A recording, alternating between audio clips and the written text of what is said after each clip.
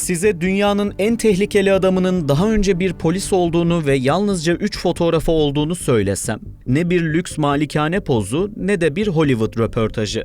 Biri 90'lardan kalma bir sabıka kaydı, diğeri bulanık bir düğün karesi, sonuncusuysa bir ceset torbasına girmeden saniyeler önce çekilen soluk yüzüne ait basit 3 fotoğraf. Onun ne kadar korkunç ve karanlık biri olduğuna dair fısıltılar ve bu 3 fotoğraf dışında ona dair başka hiçbir bilgi ya da hayatına dair bir detay yok. Yani yoktu. Tüm bu sessizlik ve gizem 22 Şubat 2026 sabah 04.12'de Meksika'nın kalbi Jalisco eyaletinin bulutların yeryüzüne değdiği Tapalpa dağlarında nefes kesen bir operasyonla ve oldukça kaotik bir şekilde aniden sona erdi. O gün 10 yıldan fazladır devletin ve istihbaratın yakalamak için tüm imkanlarını seferber ettiği Jalisco Yeni Nesil Karteli'nin kurucusu, narko dünyanın Steve Jobs'ı Nemesio Oseguera Cervantes, namı diğer El Mencho, ilk defa gerçekten yakalanabileceğini fark etmeden gününe başladı. Hayattaki tek zaafı kız arkadaşıyla buluşacaktı. Onun için kendi inşa ettirdiği lüks bir hastane odasındaki yatağından kalktı ve hazırlanmaya başladı. Ancak tüm bunları yaparken bilmediği 2 şey vardı. Birincisi, kız arkadaşı bir çay buluşmasına değil, onun sonu olmaya geliyordu. İkincisi ise Meksika hükümetine bağlı tüm güvenlik güçleri silahlarının namlularını ona doğrultmuşlardı. O sabah bir film senaryosu gibi ilerleyen tarihin en önemli operasyonlarından birinin ardından dumanlar yükselirken sadece bir adam ölmedi. Suç dünyasının dronlarla yönetilen yeni nesil imparatorluğu temelinden sarsıldı. Peki 10 yıl boyunca kendisine karşı düzenlenen sayısız operasyondan her seferinde bir hayalet gibi kaçmayı başaran, kendi hastanesini kurup kendi tanklarını üreten El Mencho nasıl oldu da basit bir güven zaafı yüzünden yakalandı? Tüm bunları daha önce hiç duymadığınız detaylarla anlatacağız. Ama ondan önce sizinle anlaşalım. Bu videoda özgün ve derin analizlerin, hiçbir yerde bulamayacağınız istihbarat detaylarının peşinden gideceğiz. Siz de bu içerikleri kaçırmamak ve her zaman gündemin bir adım önünde olmak için GZT'ye abone olun. Ama uyarayım, bizimle bu yola girdiğinizde artık ana haber bültenleri çok sığ, anlatılan hikayeler çok eksik gelecek.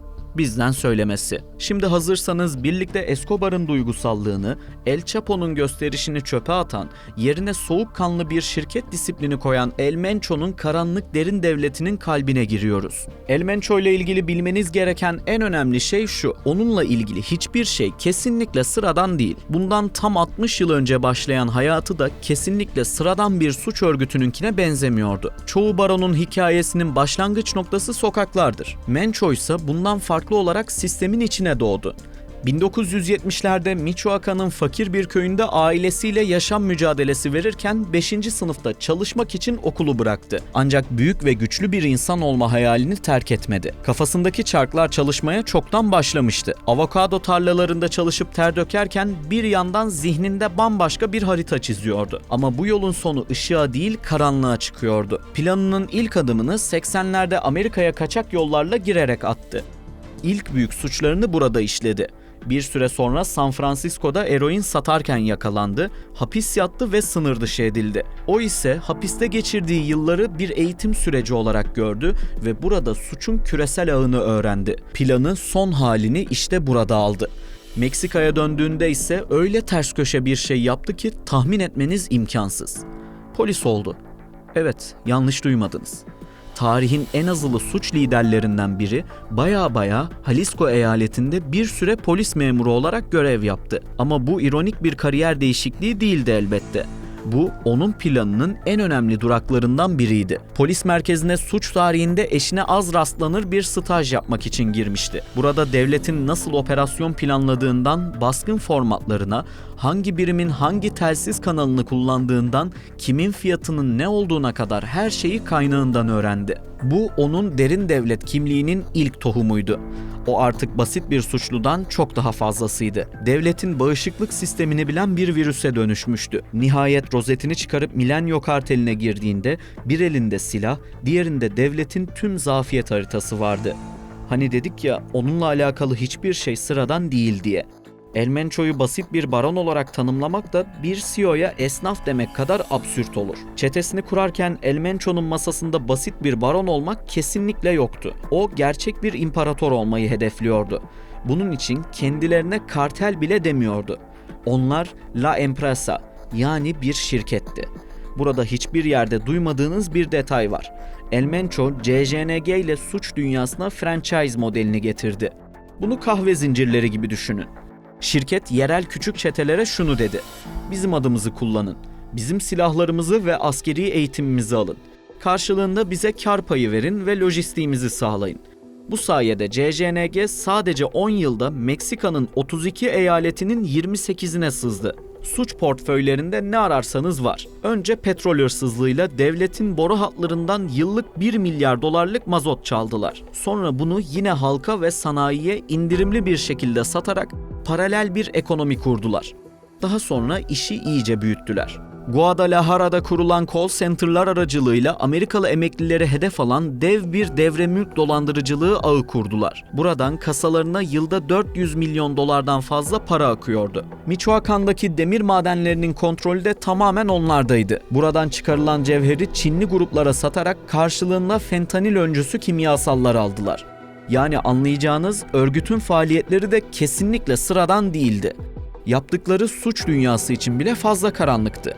Geleneksel karteller aile bağlarıyla büyürken Mencho'nun CJNG'si bir teknoloji şirketi gibi genişledi. Yerel çetelere CJNG markasını kullanma hakkı satıyor, karşılığında askeri eğitim ve silah desteği veriyordu. Karşılığında ise vergi alıyordu. Şimdi biraz teknik detayları konuşalım. Ekranda gördüğünüz bu görüntüler bir film setinden değil, bizzat örgütün ürettiği özel silahlar. İsimleri Monstro, yani canavarlar. Ford F-550 şasileri üzerine kartelin gizli tank fabrikalarında inşa edilen el yapımı zırhlılar. 5 santimetre kalınlığında çelik levhalar, level 5 balistik camlar ve 360 derece dönebilen ağır makineli tüfek kuleleri. Meksika ordusunun silahlarından bile daha modern ve daha ölümcül. Ama bu silahlar sadece öldürmek için üretilmedi. En önemli görevleri psikolojik savaşı kazanmaktı. Meksika'nın herhangi bir kasabasına giren bir Monstro konvoyu burada artık devletin hükmü bitti anlamına geliyordu. El Mencho modern savaşın yönünü rakiplerinden önce gördü ve işi bir adım öteye taşıyarak Droneros birimini kurdu. Kartel üyeleri piyasadan hobi dronları topluyor, C4 patlayıcılar ve şarapnel dolu patates bombalarıyla modifiye ederek birer kamikaze aracına dönüştürüyordu. Burada inanılmaz bir detay var. 2025 yılında kullanılan dronlar GPS karıştırıcılara karşı bağışıklığa sahipti. Bunun ne kadar büyük olduğunu şöyle anlatalım. Normalde bu seviye bir teknoloji sadece devletlerde var. Örgüt bu envanterle 2015 yılında bir ordu helikopterini düşürdü. 2025'te ise Tijuana'daki savcılık binasına havadan saldırı düzenledi. Böylece bir çeteden çok daha fazlası olduklarını tüm dünyaya ilan etti. El Mencho'nun imparatorluğu bir yandan ormanlarda cephanesini doldururken diğer yandan küresel finans sisteminin çatlaklarında sörf yapıyordu. Sızdırılan JITC-CC raporlarına göre Mencho, geleneksel valizle para taşıma devrini kapattı. Kartel, Çinli yeraltı bankacılığı sistemini kullanmaya başladı. Sistem şöyle işliyordu.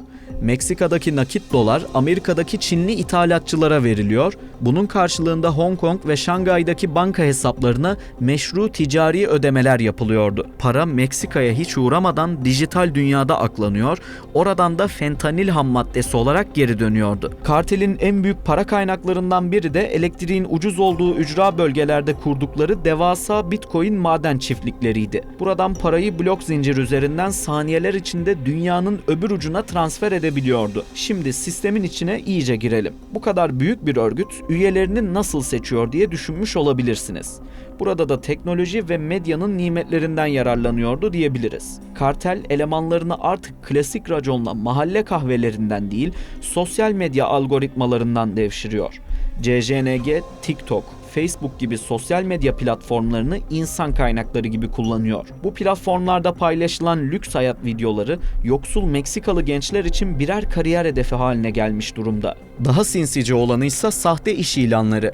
Güvenlik görevlisi veya inşaat ustası ilanıyla kandırılan gençler Guadalajara'daki Izaguirre çiftliği gibi gizli eğitim kamplarına götürülüyor. Oraya adım attıkları an telefonları ellerinden alınıyor ve tek bir seçenek sunuluyor. Gümüş mü, kurşun mu?